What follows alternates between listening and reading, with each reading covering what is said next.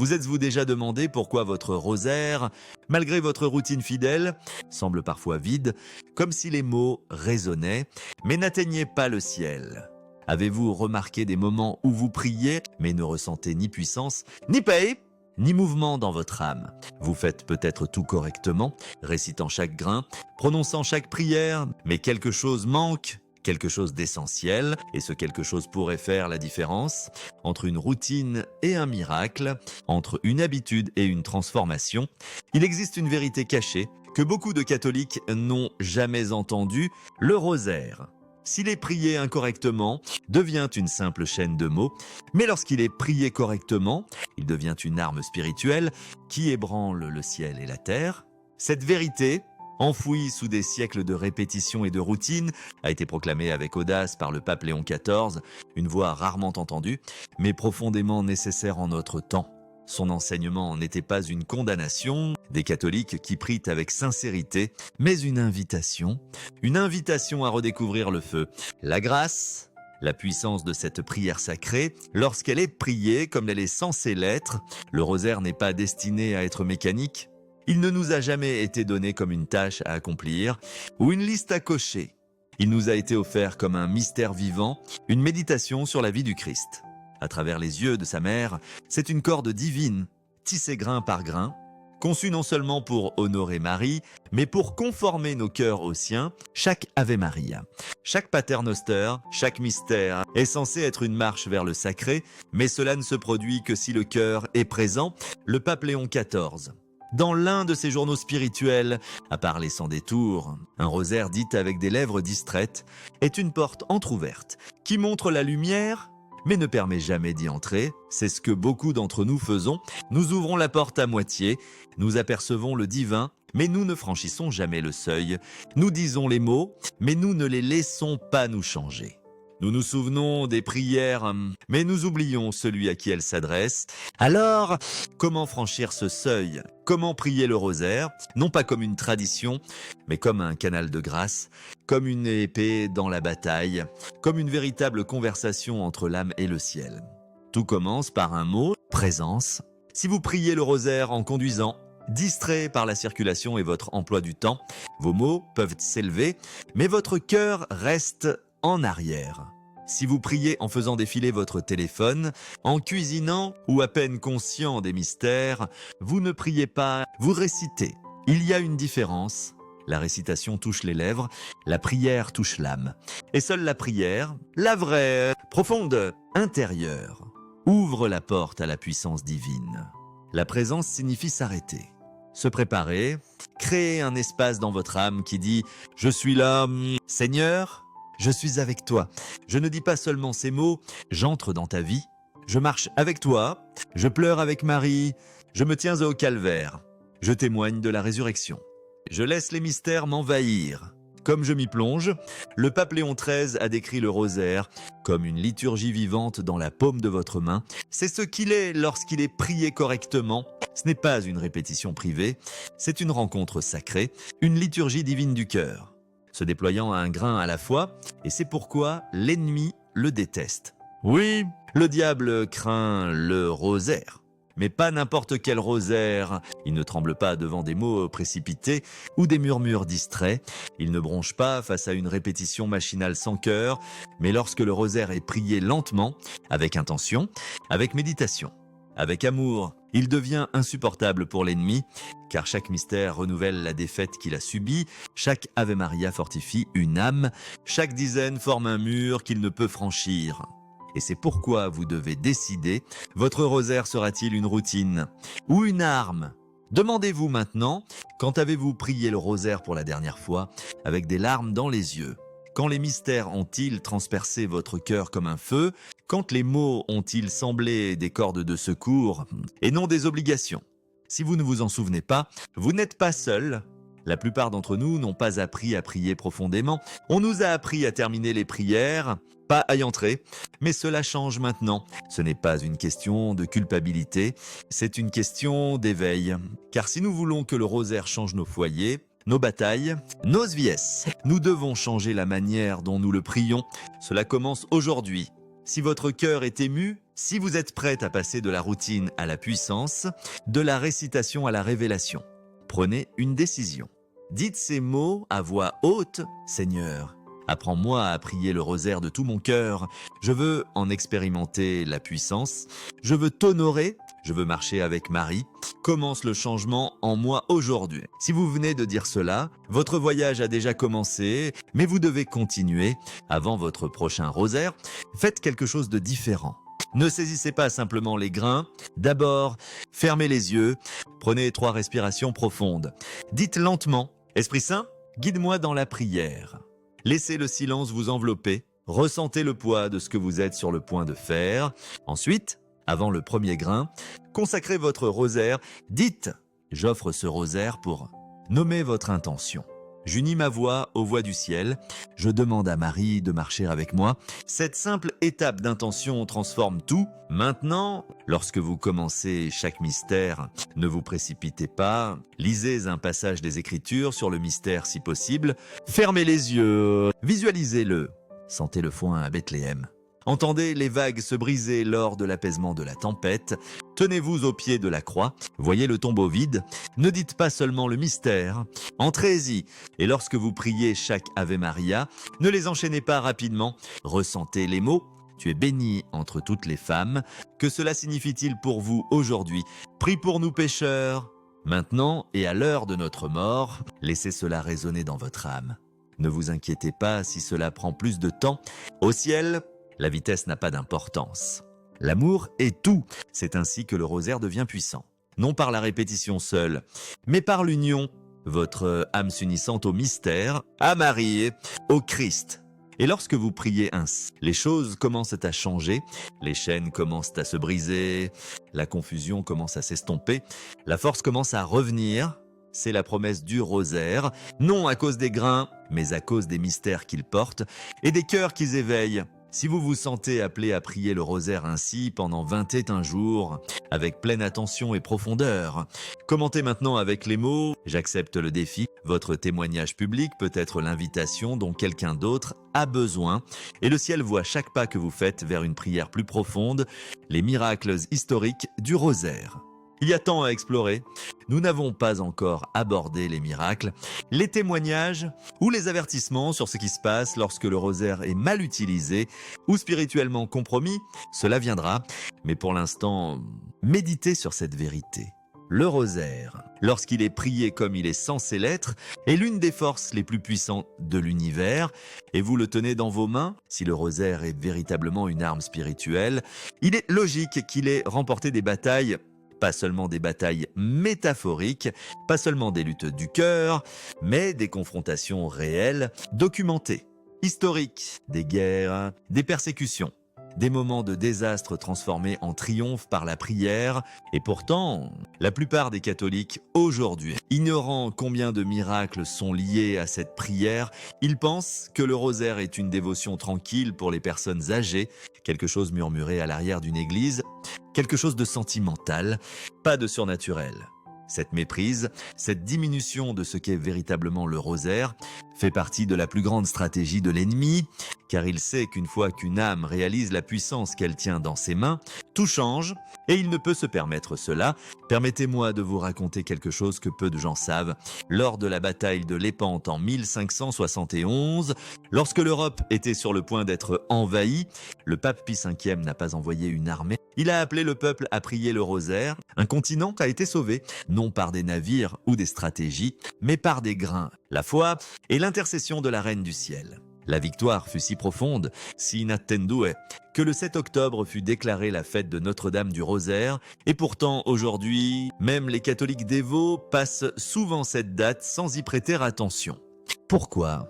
Parce que nous avons oublié la puissance de cette prière, nous l'avons transformée en une obligation discrète, et non en l'arme spirituelle féroce qu'elle est censée être, mais les miracles ne se sont pas arrêtés au XVIe siècle. Avançons rapidement jusqu'à Hiroshima. 1945. Lorsque la bombe atomique est tombée, tout fut détruit. La ville rasée, des vies anéanties. Mais un bâtiment est resté debout à l'intérieur.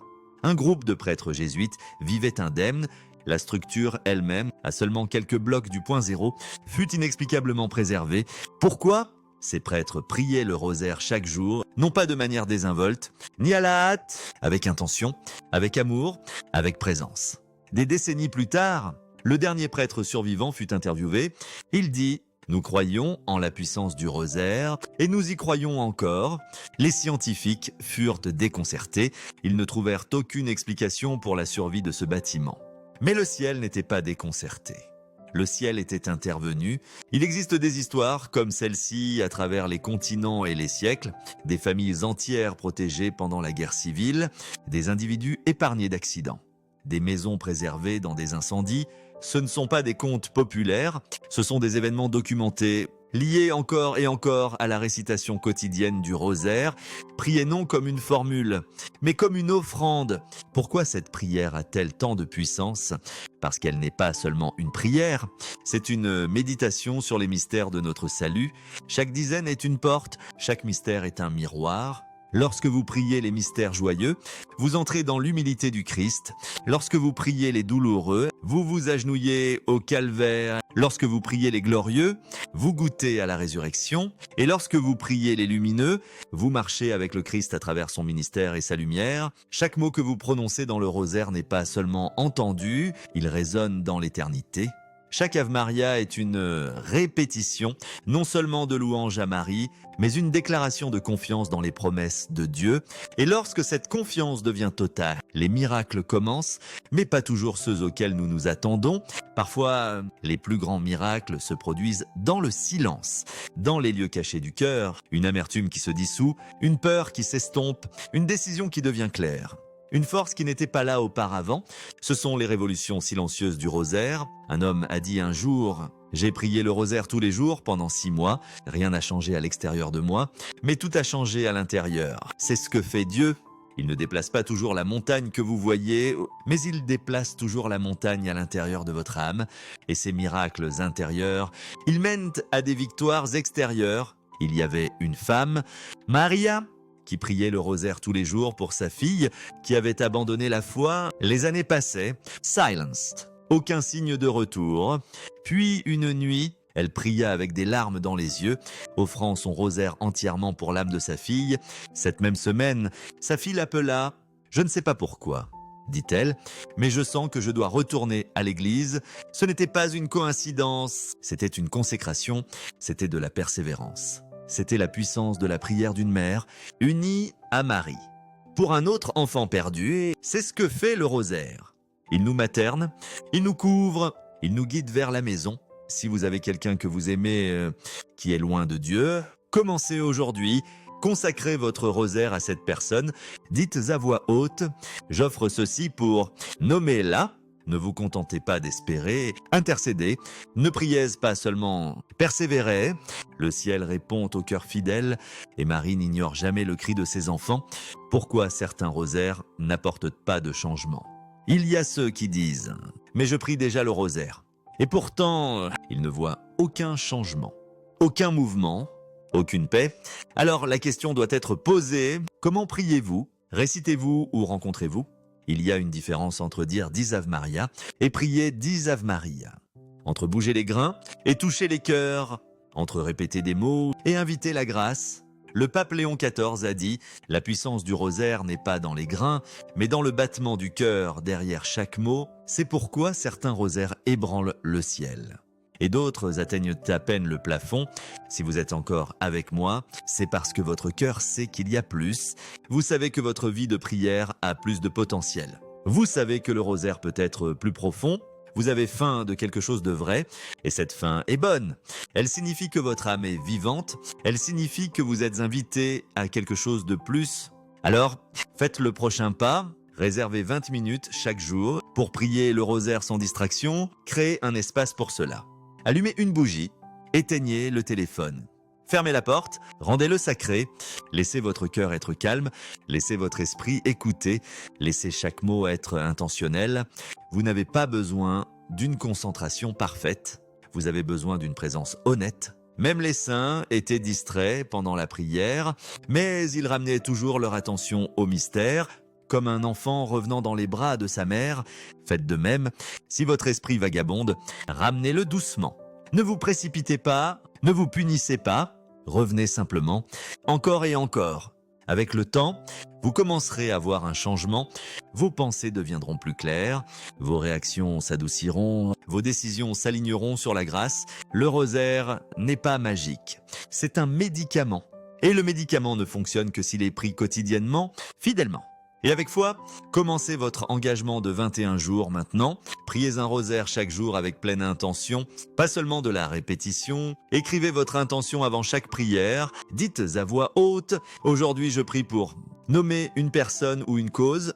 Et à la fin de chaque dizaine, faites une pause. Respirez et réfléchissez au mystère que vous venez de prier. Vous ne priez pas seulement, vous reconstruisez votre vie intérieure. Un green à la fois, les rosaires compromis, un danger spirituel. Nous allons maintenant aborder quelque chose dont peu de catholiques sont préparés. Comment le rosaire, lorsqu'il est mal utilisé ou compromis, peut devenir une source de perturbation spirituelle. Non parce que la prière elle-même perd sa puissance, mais parce que l'objet, le rosaire physique, peut porter un poids spirituel caché. Mais avant d'explorer cela, retenez cette vérité. Lorsqu'il est prié avec le cœur, le rosaire est l'une des forces les plus puissantes sur Terre. Il a sauvé des villes, guéri des cœurs, transformé des vies. Et si vous choisissez de l'approfondir, il fera de même pour vous. Vos mains sont faites pour tenir plus que des fardeaux, qu'elles tiennent la grâce. Vos lèvres sont faites pour dire plus que des plaintes, qu'elles prononcent des bénédictions. Votre cœur est fait pour plus que l'anxiété. Qu'il batte au rythme de celui de Marie, c'est votre invitation. Ne dites pas le rosaire, vivez-le. Il existe une vérité que la plupart des catholiques n'ont jamais envisagée. Une vérité qui semble étrange au début, presque troublante, mais qui a été confirmée à maintes reprises par des pasteurs, des exorcistes, des directeurs spirituels. Et notamment par le pape Léon XIV, tous les rosaires ne soutiennent pas votre âme, certains l'entravent, tous les sacramentaux n'apportent pas la paix, certains la perturbent, tous les objets qui semblent saints ne portent pas l'esprit de la sainteté, et c'est là qu'une maturité spirituelle est requise, car dans un monde rempli de production de masse, de confusion culturelle et de mimétisme spirituel, nous ne pouvons présumer que chaque objet marqué d'une croix est véritablement aligné avec le Christ. Le rosaire, aussi sacré soit-il à l'origine, peut être détourné, mal utilisé, même profané, et pourtant vendu, offerte ou hérité par des mains innocentes. Il peut être fabriqué avec une intention impure, utilisé dans des rituels sombres, porter des résidus spirituels. Le pape Léon XV a dit un jour, le diable ne peut créer, il ne peut que pervertir ce qui est déjà bon, et ainsi, tout comme il prend l'amour et le transforme en convoitise, il prend le rosaire et en fait autre chose, quelque chose qui semble sain, mais qui porte confusion, interférence, voire préjudice spirituel. Ce n'est pas de la superstition, c'est du discernement. Il existe 3 catégories de rosaires qui exigent une grande prudence. Les rosaires noirs, les rosaires rouge sang. Et les rosaires hybrides ou multicolores, incrustés de symboles qui ne viennent pas de Dieu. Commençons par le rosaire noir. Le noir n'est pas une couleur maléfique dans l'Église. Il peut signifier la pénitence, le deuil, la solennité. Beaucoup de catholiques fidèles possèdent des rosaires noirs simples, faits de bois ou de pierre, bénis et utilisés dans la dévotion. Ceux-ci sont bons et sains. Mais il existe des rosaires noirs qui ne sont pas ce qu'ils paraissent. Certains obtenus dans des boutiques occultes, médias, chez des antiquaires ou sur des marchés en ligne non conventionnels, ont été utilisés dans des rituels qui mélangent des prières catholiques avec des invocations païennes ou des ténèbres spirituelles. Ces rosaires sont souvent ornés frappantes, avec des crucifix en argent ou en métal, parfois gravés de marques inconnues. Une femme, conseillée par un guide spirituel formé sous la direction du pape Léon XIV, a partagé une histoire puissante. Elle souffrait de terribles cauchemars, d'anxiété, de désolation spirituelle. Elle priait quotidiennement, se confessait régulièrement, mais ne trouvait pas la paix. Lors d'une retraite, on lui a demandé des nouvelles du rosaire qu'elle gardait près de son lit. C'était un rosaire noir, acheté dans une boutique d'antiquités, choisi pour sa beauté. On lui a dit de l'enlever immédiatement. Ce rosaire Il s'est avéré, avait été utilisé dans un rituel non chrétien impliquant des incantations de liens. Elle l'avait inconsciemment placé dans sa maison. Et pire, près de l'endroit où elle se reposait, une fois qu'il fut jeté et la pièce bénie, sa paix revint en quelques jours. Ce n'est pas rare, c'est plus courant qu'on ne le pense. Si vous possédez un rosaire noir, prenez un moment pour réfléchir. D'où vient-il? Qui vous l'a donné? Où a-t-il été acheté? Si la réponse est floue, ou si quelque chose à son sujet semble étrange, ne l'ignorez pas, vous ne jugez pas la couleur. Vous discernez la présence. Ensuite, nous abordons le rosaire rouge sang. Le rouge, comme le noir, n'est pas maléfique. En fait, il est profondément saint dans le symbolisme catholique. Il rappelle le sang du Christ, le feu de l'Esprit Saint, le martyr des saints. Mais entre les mains d'imitateurs spirituels, il devient autre chose. Certains rosaires rouges, particulièrement ceux obtenus auprès de certaines communautés spirituelles clandestines ou de sources ésotériques anciennes, sont utilisés dans des rituels liés au sang. Ces rosaires, bien qu'ils semblent vibrants et même beaux, peuvent porter en eux la mémoire de la confusion spirituelle, mélangeant des dévotions et des entités qui ne devraient pas coexister. Un tel rosaire, offert à une famille comme cadeau, fut placé sur leur autel domestique. En quelques semaines, le père, auparavant patient et doux, devint irritable, agressif. Leur fils commença à avoir des crises de panique. Leur plus jeune, un enfant de profonde foi, refusait d'approcher l'autel. Il disait que la pièce lui donnait mal au cœur. La mère, confuse et désespérée, chercha de l'aide spirituelle. Un prêtre formé au discernement spirituel visita la maison. Il posa une question. D'où vient ce rosaire? C'était un cadeau, mais personne ne savait de qui. Le rosaire fut retiré, la maison fut bénie, la paix revint en quelques jours. Ce ne sont pas des contes de fées, ce sont des expériences documentées, subtiles, lentes et dangereuses. Nous ne devons pas être naïfs. Le diable n'a pas de nouveaux tours, seulement de nouveaux emballages. Puis il y a les rosaires hybrides, multicolores, fabriqués avec des matériaux et des symboles qui ne proviennent pas de la tradition catholique, des grains en forme d'yeux, des croix incrustées de caractères étrangers, des chaînes faites de cristaux liés à la mystique orientale, des symboles censés repousser le mal par superstition et non par sainteté. Ce sont des rosaires faits non avec prière, mais avec profit à l'esprit, souvent produits en masse, vendus comme tendance, commercialisés comme spirituels mais pas religieux, et pourtant, lorsqu'on les tient, ils perturbent l'âme. Pourquoi? Parce que les outils de prière doivent être purs. Ils doivent être des instruments de clarté, pas de confusion. Le rosaire, né du ciel par Saint Dominique et donné à l'Église par la Vierge Marie, n'est pas un talisman, ce n'est pas un bijou, ce n'est pas un mélange d'énergie globale, c'est une arme pour l'âme chrétienne et doit être respecté comme tel. Le pape Léon XIV a appelé ces rosaires hybrides des instruments de parasites spirituels. Il disait qu'ils créent une interférence dans l'âme, pas assez forte pour être remarquée au début, mais qui finit par étouffer la voix de Dieu. Alors, comment savoir si un rosaire que vous possédez est spirituellement compromis? Commencez par la prière, puis posez ces questions. Ce rosaire m'apporte-t-il la paix lorsque je prie avec lui? Suis-je attiré par la prière lorsque je le tiens? Ou l'évite-je? Est-il fait de matériaux liés à des pratiques New Age ou occultes? Oh, y a-t-il des symboles que je ne peux identifier? Ou qui n'appartiennent pas à la foi? Était-ce un cadeau de quelqu'un qui ne vit pas dans la foi ou qui s'oppose ouvertement à elle? A-t-il été acheté dans une source qui vend des articles religieux à côté de produits païens ou occultes? Oh. Mon esprit se sent-il agité ou anxieux lorsque je le regarde ou le touche? Si la réponse à l'une de ces questions est oui, agissez. Ne paniquez pas, n'ayez pas peur, mais n'ignorez pas les incitations de l'Esprit Saint. Ce soir, prenez 15 minutes pour examiner chaque rosaire dans votre maison. Faites-le, non avec suspicion, mais avec révérence. Demandez à l'Esprit Saint de vous montrer ce qui n'appartient pas. Dites à voix haute: Seigneur, que seul ce qui vient de toi reste dans ma maison. Tout le reste, enlève-le avec ta lumière. Si vous trouvez un rosaire qui semble troublant, ne le jetez pas à la poubelle. Apportez-le à un prêtre. Demandez-lui de le bénir ou de discerner s'il doit être détruit. Si la destruction est nécessaire, elle doit être faite avec révérence. Brûlez ou enterrez avec prière, jamais jeter négligemment. Et lorsque vous achetez un nouveau rosaire, soyez attentifs.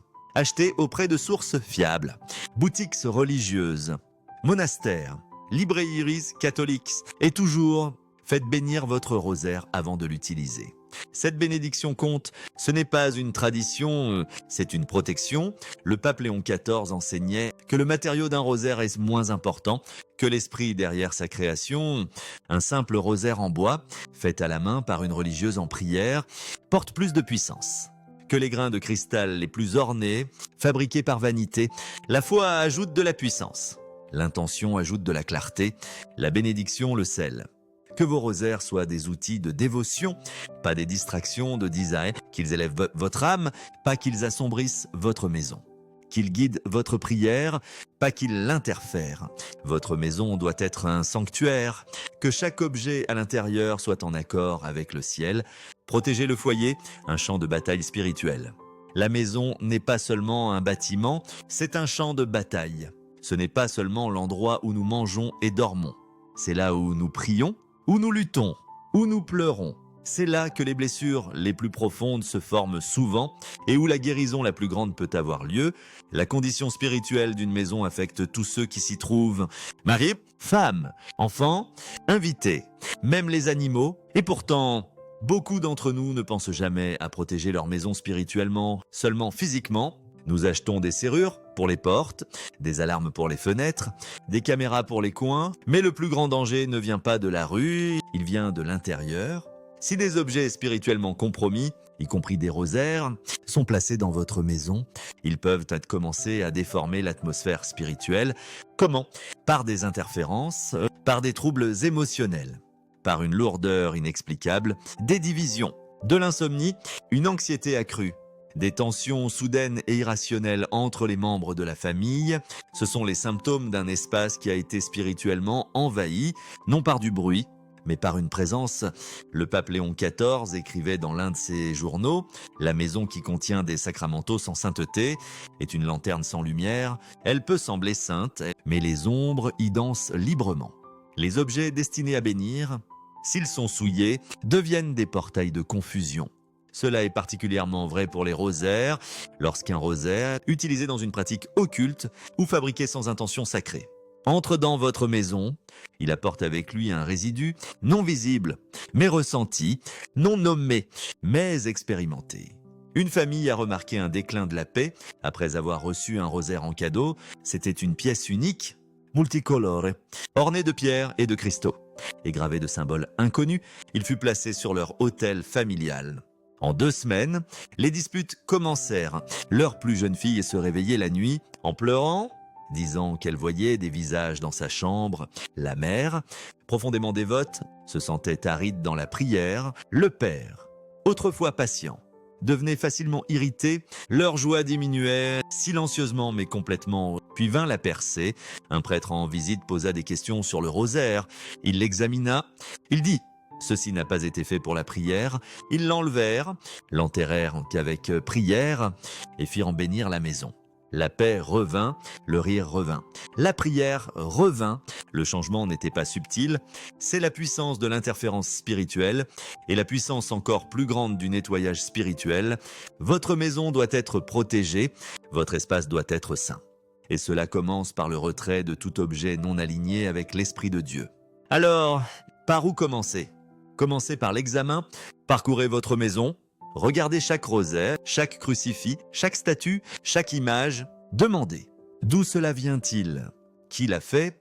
Quel esprit était derrière ? A-t-il été béni ? Si vous ne pouvez répondre à ces questions avec confiance, cherchez la clarté spirituelle. Demandez à l'Esprit Saint de révéler ce qui doit rester et ce qui doit partir. Ensuite, retirez tout ce qui cause du trouble. Priez sur votre maison, utilisez de l'huile bénite, utilisez du sel béni. Placez un crucifix dans chaque pièce, allumez une bougie et invitez la lumière du Christ dans les ténèbres. Dites à voix haute, au nom de Jésus, je revendique cet espace pour le royaume de Dieu, que seul ce qui est saint reste. Ensuite, priez le rosaire correctement, avec intention, avec attention, avec présence. Une pièce à la fois, consacrez chaque espace, surtout les lieux de sommeil. Le mal cherche toujours à perturber le repos, c'est pourquoi beaucoup subissent des attaques spirituelles. La nuit, protégez les chambres, Protégez les enfants, utilisez des sacramentaux bénis, non comme de la magie, mais comme des signes de votre allégeance au Christ. Le pape Léon XIV soulignait que la foi est ce qui active la protection, pas les objets seuls. Il disait, un crucifix en bois, prié avec des larmes, est plus puissant qu'un crucifix en or accroché avec orgueil. Vous devez croire en celui que vous invoquez et vivre d'une manière qui reflète cette croyance. C'est là que la protection spirituelle devient formation spirituelle. Une fois votre maison purifiée, construisez un rythme de prière à l'intérieur. Fixez un moment chaque jour où la famille prie ensemble, même si ce n'est que pour 5 minutes. Créez un espace dans la maison dédié à Dieu, un coin ou une mur, un autel simple. Placez-y les Écritures. Allumez une bougie quotidiennement. Priez le rosaire avec vos enfants, qu'ils voient à quoi ressemble la foi. Car lorsque vous protégez votre maison, vous façonnez l'avenir. Les enfants élevés dans des foyers de paix deviennent des adultes résilients. Les époux qui prient ensemble se rapprochent dans les crises. Les invités qui entrent dans votre espace ressentiront une différence, non dans la décoration, mais dans la présence. Ce soir, bénissez votre maison. Parcourez-la avec de l'eau bénite ou même seulement avec votre voix. Si l'eau n'est pas disponible, dites « Seigneur, entre dans chaque pièce, purifie ce que je ne peux voir, que chaque mur reflète ta lumière. » Ensuite, engagez-vous à retirer ou bénir tout objet dont l'origine est incertaine. Ne tardez pas, l'obéissance ouvre la porte à la paix. Il n'y a pas de plus grande protection qu'une maison abandonnée au Christ. Et pas de plus grande menace pour le mal qu'une famille qui prie ensemble, une invitation à vivre le rosaire. Alors que nous approchons de la fin de cette réflexion, ce véritable appel, revenons à notre point de départ, le rosaire.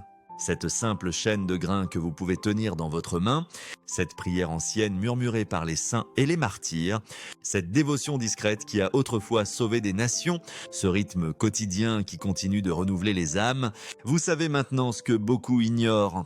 Vous savez que la manière dont vous priez le rosaire compte. Vous savez que le rosaire prié sans cœur peut devenir creux, mais prié avec amour devient un feu saint. Vous savez que certains rosaires, bien que beaux, portant des ombres, mais que le bon rosaire, dans les bonnes mains, est une épée du ciel. Vous savez que votre maison doit être plus que propre, elle doit être consacrée, et vous savez que cette bataille, elle ne se livre pas seulement dans les églises, les tribunaux ou les gouvernements, elle se livre dans les salons, les chambres, dans le silence avant le sommeil, dans les prières murmurées d'une mère, dans la foi silencieuse d'un père, dans le repentir d'un enfant, dans la décision d'une âme qui dit « Je prierai de tout mon cœur aujourd'hui ». Aujourd'hui, si vous êtes prêt à revendiquer votre maison, votre vie de prière, dites « Marie, Mère de Dieu, apprends-moi à prier. Jésus, Fils de Dieu, reçois ma dévotion. Père, Créateur du ciel et de la terre, protège ma maison. Que mon rosaire soit une arme d'amour. Que ma maison soit un lieu de prière consacré et que ma vie t'appartienne entièrement. Amen. Ces mots sont des promesses. Lorsqu'ils sont prononcés avec foi, ils commencent à reconstruire ce qui était brisé. Et si ce voyage vous a parlé, si votre esprit est ému, éveillé, convaincu, ne le gardez pas pour vous. Parlez-en à quelqu'un, partagez ce message. Envoyez-le à un être cher, commentez votre témoignage, faites savoir aux autres qu'ils ne sont pas seuls. Il y a des milliers de personnes qui cherchent, attendent, espèrent des réponses. Vous pourriez être la voix qui les ramène. Et enfin, n'oubliez jamais, le rosaire n'est pas un talisman, ce n'est pas une superstition, ce n'est pas une décoration, c'est une chaîne qui lie l'âme au ciel. C'est une épée qui tranche les mensonges, c'est un chant de louange à la Reine du ciel. Résonnante à travers les siècles, c'est un chemin, un rythme, une corde de secours. Priez-le bien, priez-le lentement, priez-le avec des larmes, avec de la joie, avec du feu. Car lorsque le rosaire est prié correctement, comme le ciel l'a voulu, aucune obscurité ne peut lui résister. Vous tenez plus que des grains, vous tenez une arme forgée dans l'amour, utilisez-la